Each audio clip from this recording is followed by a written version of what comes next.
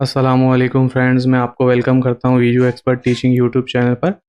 आज हम MGT 411 money and banking का लेक्चर नंबर 10 डिस्कस करेंगे, जिसका मेन टाइटल है बॉन्ड प्राइसिंग एंड रिस्क।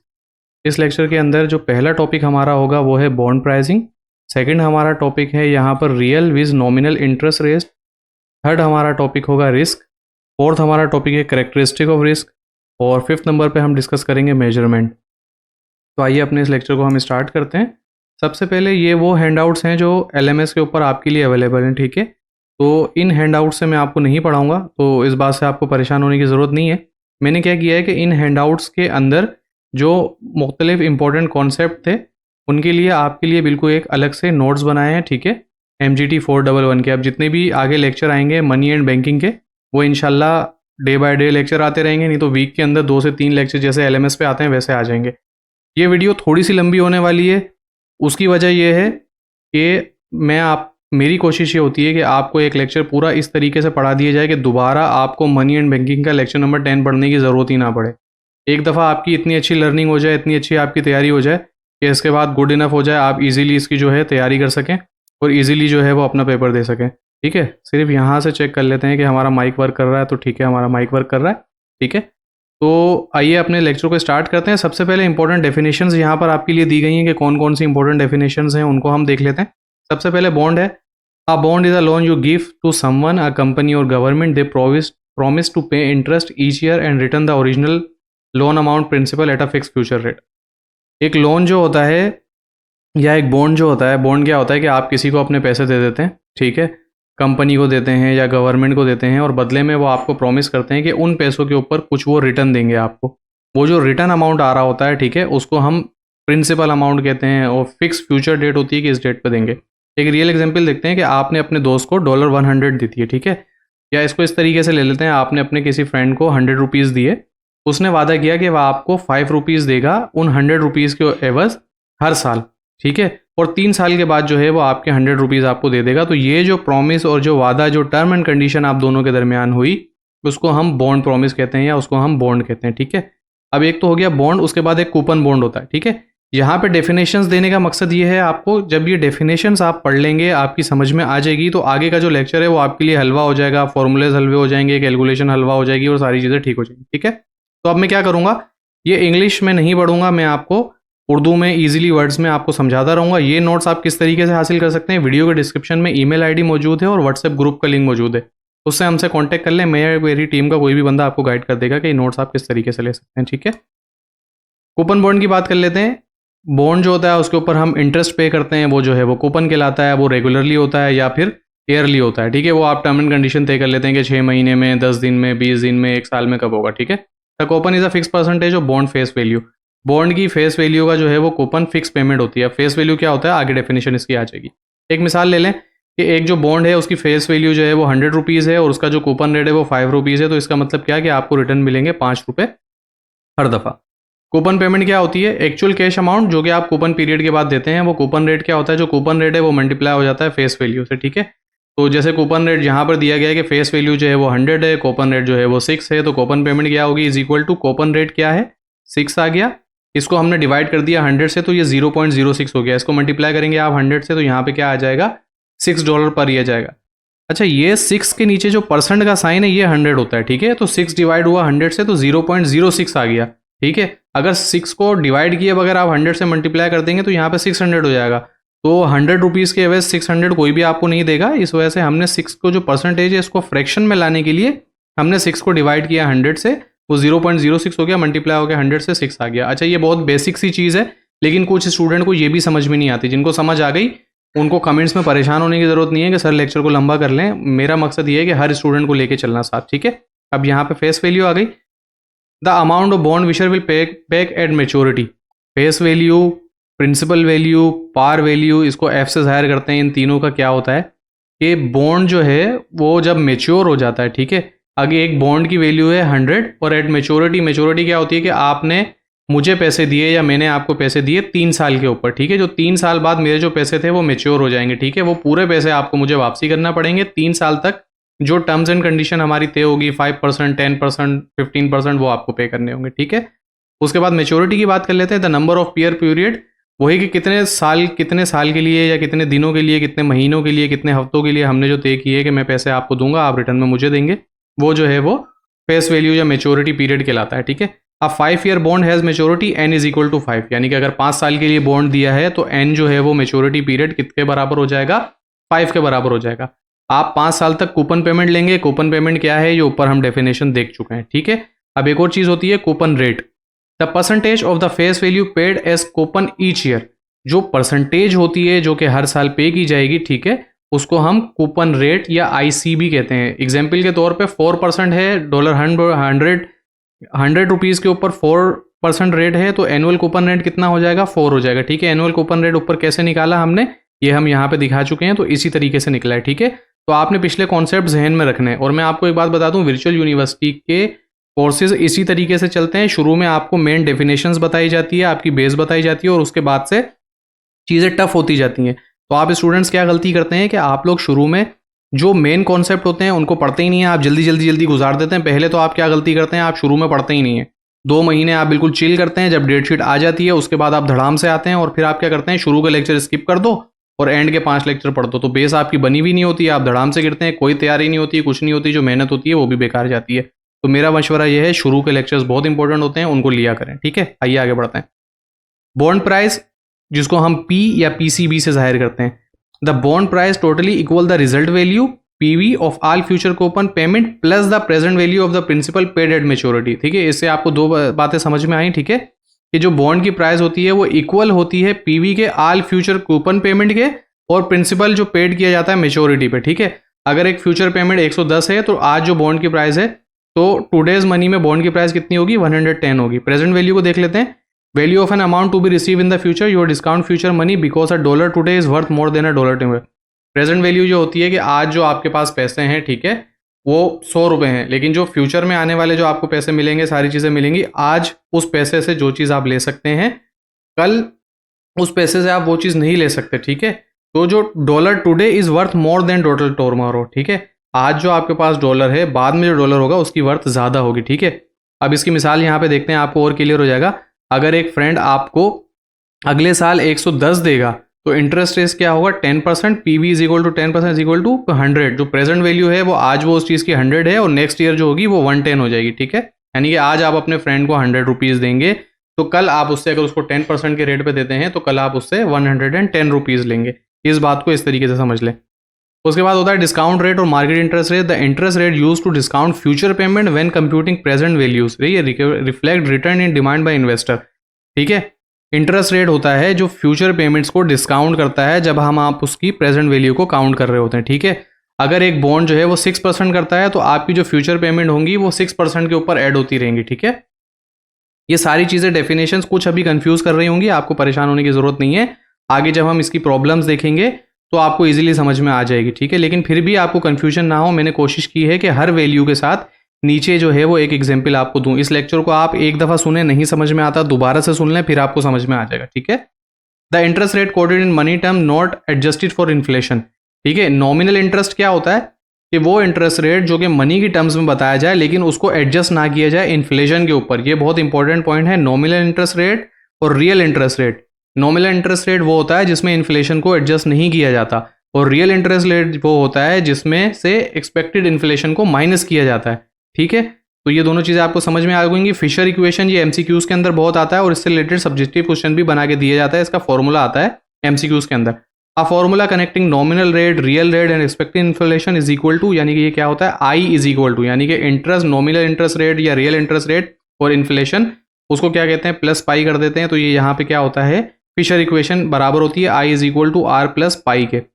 ठीक है, अगर एक रियल इंटरेस्ट रेट जो है, रियल रेट जो है वो 2% है और इन्फ्लेशन जो है 3 है, तो नॉमिनल इंटरेस्ट रेट कितना हो जाएगा, 5 हो जाएगा। ठीक है,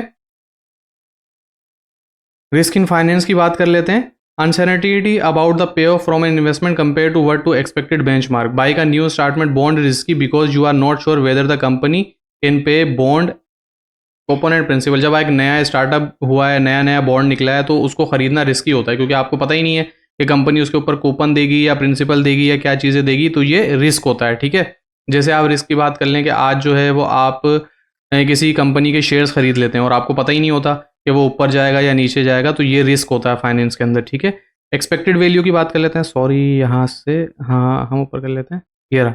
एक्सपेक्टेड वैल्यू की बात कर लें तो प्रोबेबिलिटी, वेटेड एवरेज और ऑल पॉसिबल आउटकम। प्रोबेबिलिटी का आपने सुना होगा, प्रोबेबिलिटी क्या होती है कि आप एक सिक्का ले लें, ठीक है, उस सिक्के को जब आप उछालेंगे तो उसके दो चांसेस होंगे, या तो हेड आएगा या तो टेल आएगा, तो ये सिंपल प्रोबेबिलिटी होती है, एक्सपेक्टेड वैल्यू होती है जो आप एक्सपेक्ट कर सकते हैं, ठीक है। प्रोबेबिलिटी यही है, यहाँ पे नीचे डेफिनेशन भी दी गई है। अब हम अपने मेन लेक्चर की तरफ आ गए। देखें ऊपर हमने सारी चीज़ों की छोटी छोटी डेफिनेशंस हमने ले ली।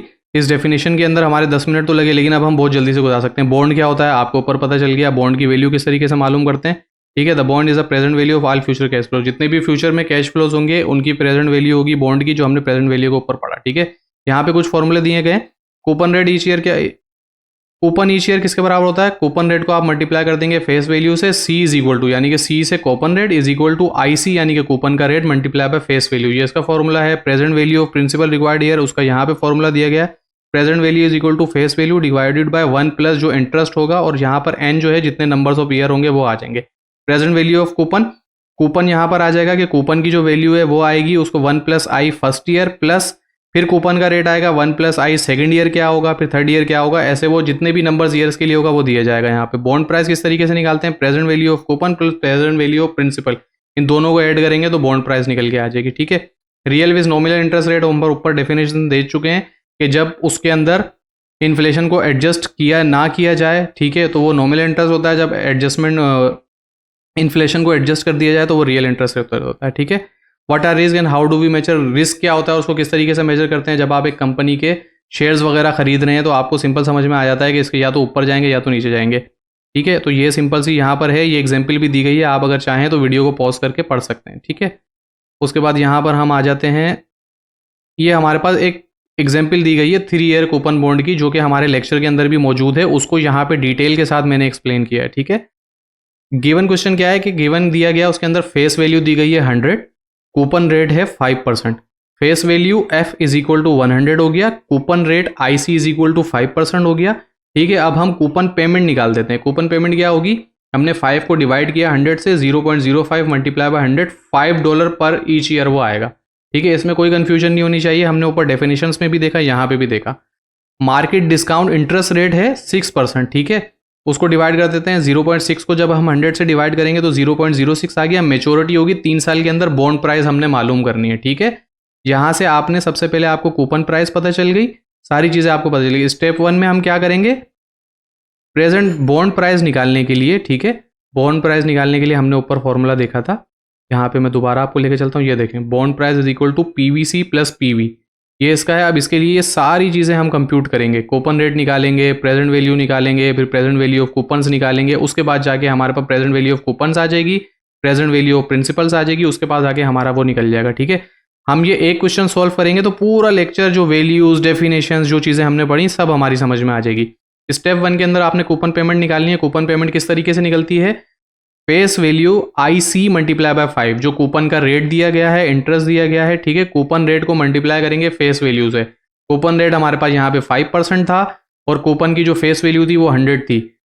5% को डिवाइड किया 100 से, फ्रैक्शन में ले आया, इसको मल्टीप्लाई किया 100 से तो 5 आ गया, ठीक है। हमारे पास सी आ गया, कूपन हमारे पास आ गया।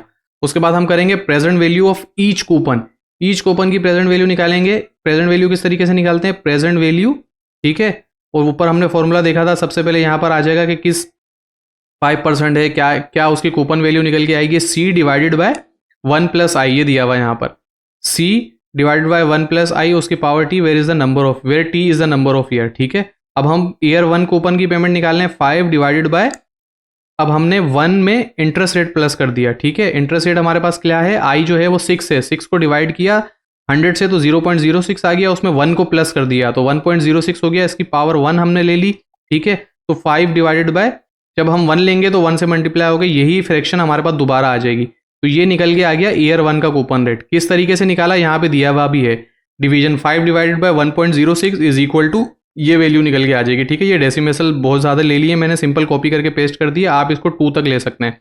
ईयर 2 का भी इसीलिए निकालेंगे, सब कुछ सेम होगा, बस वही है, 1 की जगह 2 आ जाएगा और 2 की जगह यहाँ पे थर्ड ईयर के लिए 3 आ जाएगा। अब जो हमारे पास क्या हुआ कि सारे कूपन निकल के आ गए, ठीक है। फर्स्ट की ये वैल्यू निकल के आ गई, सेकंड की ये वैल्यू निकल के आ गई, थर्ड की ये वैल्यू निकल के आ गई। 3 ईयर्स के लिए हमने प्रेजेंट वैल्यूज निकाल दी। स्टेप 3 में क्या करेंगे कि हम प्रेजेंट वैल्यूज को सम कर लेंगे, ठीक है। हमने पीसीबी निकाला, फर्स्ट ईयर की वैल्यू, ये वाली वैल्यू उठ के यहाँ पर आ गई, फिर सेकंड में ये वाली वैल्यू यहाँ आ गई, थर्ड वैल्यू यहाँ पे आ गई, ठीक है। तो ये बन गया 13.3650। तो हमने इसको 10 डेसिमल्स हमने लिए हैं, हमने डेसिमल्स को यहाँ पे कम कर दिया। स्टेप 4 में क्या करेंगे, हम पीबीपी निकालेंगे, प्रेजेंट वैल्यू ऑफ, अब हमने प्रेजेंट वैल्यूज निकाल दिया, प्रेजेंट वैल्यू ऑफ प्रिंसिपल निकालेंगे, ठीक है। फेस वैल्यू क्या थी हमारे पास, 100 थी, हमने यहाँ पे देखें कूपन रेट के हिसाब से निकाला, जो हमें इंटरेस्ट रेट दिया हुआ, जो हमारा प्रेजेंट वैल्यू आई थी 5%, उसके हिसाब से निकाला था। अब हम प्रिंसिपल रेट के हिसाब से निकालेंगे जो कि 100 था, ठीक है। 100 को डिवाइड किया 1.0, मेच्योरिटी कब होगा, थर्ड ईयर में मेच्योर होगा, तो ये हमारे पास आई 1.19, ठीक है। 100 डिवाइडेड बाय 1.19 हमने कर दिया, तो ये आ गया 83, ये हमारे पास वैल्यू निकल गई। अब हम बॉन्ड प्राइस निकालने के लिए जो प्रेजेंट वैल्यूज आई थी और जो दूसरी प्रिंसिपल वैल्यू आई थी, इसको प्लस करेंगे, तो 97 जो है 97.33, ये हमारे पास बॉन्ड प्राइस है, ठीक है। सिंपल, आप यहाँ पर देख लें, पहले हमने ये निकाला, फिर हमने ये निकाला, फिर हमने ये निकाला, और उसके बाद जाके हमने प्रेजेंट वैल्यू ऑफ कूपन और प्रेजेंट वैल्यू ऑफ प्रिंसिपल, उसको हमने यहाँ पर लाकर प्लस कर दिया, ठीक है। अभी कोई कंफ्यूजन नहीं होनी चाहिए, इतनी डिटेल में मैंने समझा दिया। फिर भी कोई कंफ्यूजन है आपको तो इस लेक्चर को दोबारा सुन लें, आपको समझ में आ जाएगा, ठीक है। अब उसके बाद यहाँ पे दिया हुआ की वैल्यूज टू रिमेंबर कि bond price present value of coupon और प्रेजेंट वैल्यू ऑफ प्रिंसिपल होती है, और मार्केट रेट जब ज़्यादा होगा कम होगा तो डिस्काउंट कब होगा, प्रीमियम क्या होगा, ये सारी दी गई हैं। उसके बाद इंपॉर्टेंट एमसीक्यूज हैं। अब इस लेक्चर से आपको सबसे बड़ा क्वेश्चन यही आ सकता है, इससे ज़्यादा क्वेश्चन नहीं आ सकता। जब आपने ये देख लिया, आपने सॉल्व करेंगे 1-2 दफ़ा, आपको समझ में आ जाएगा, ईजिली आप पेपर कर सकते हैं। उसके बाद इंपॉर्टेंट क्वेश्चन, कूपन रेट जो है जिसकी फेस वैल्यू है 100, 5% कूपन रेट है, मार्केट इंटरेस्ट रेट 6% है, the bond with trade at discount पे ट्रेड होगा या प्रीमियम पे ट्रेड होगा। देखें यहाँ पर आपको दिया गया है, ठीक है। जब मार्केट रेट जो है वो कूपन रेट और बॉन्ड प्राइस फेस वैल्यू कम हो तो डिस्काउंट पे होगा, और जब ज़्यादा हो तो प्रीमियम पे होगा। तो यहाँ पर जो है वो डिस्काउंट फैक्टर पे होगा, क्योंकि बॉन्ड की जो एक्चुअल वैल्यू फेस वैल्यू 100 है और उससे कम निकल के आया तो वो डिस्काउंट पे होगा, ठीक है। उसके बाद है expected inflation increases and the real rate states and the nominal rate will be rise होगा, ठीक है। उसके बाद है present value of 100 to be receive in 3 year, discount period is this. तो यहाँ पर 100 डिवाइडेड बाय किस तरीके से वो निकलेगी वैल्यू, प्रिंसिपल वैल्यू, तो उसका फॉर्मूला हमें यहाँ पे थोड़ा सा घुमा के दिया, ये हो गया, ठीक है। The Fisher equation relates real rate, nominal rate and expected inflation. उसके बाद है which statement is true, lower market interest is greater than higher bond price, यहाँ पे ये ट्रू है। Risk in finance is best described as uncertainty about future payoff relative to a benchmark, ठीक है। 7th question है expected value of a random outcome is sum of probability multiply by पे of across all outcome. A bond selling at par means market value of market rate is equal to coupon rate, which increases the present value of future cash flow holding cash flow fix. तो decreasing discount rate यहाँ पे इसका answer होगा। The sum of probability for आज possible outcome must equal to 1, यानी कि या तो हेड आ सकता है या तो टेल आ सकता है, इस तरीके का यहाँ पर ये बता रहे हैं। प्रोबेबिलिटी में 50-50 चांस है तो वो 1 के बराबर होगा। Define coupon and bond common payment, कि भाई कूपन बॉन्ड क्या होता है और कूपन पेमेंट क्या होती है। A coupon bond is bond that pay fix interest payment periodically until maturity and return the face value at maturity. The coupon payment is the actual cash amount paid each period. Coupon payment is equal to coupon rate multiply by face value, ठीक है। वो coupon bond क्या होता है, coupon payment क्या होता है, तो उसकी यहाँ पर बात हो रही है। देखिए कूपन बॉन्ड वो होता है जो पीरियोडिकली मेच्योरिटी तक आपको एक रिटर्न देता रहता है। कूपन पेमेंट क्या होती है, वो एक्चुअल कैश होता है जो कि आपको कूपन पेमेंट के हर ईयर मिल रहा होता है, जो आपने टर्म्स एंड कंडीशन तय की होती है। State the future equation, explain in 1 sentence what it's mean. Fisher equation क्या है उसको लिखना है और बताना है कि उसका क्या मतलब है। फिशर इक्वेशन बराबर होती है I is equal to R plus pi. It means the nominal interest rate जो है वो इक्वल होता है रियल इंटरेस्ट रेट के प्लस एक्सपेक्टेड इन्फ्लेशन के। So nominal interest rate includes compensation for expected loss of purchasing power. तो ये Fisher equation होती है। What happen to bond price when market interest rate rise.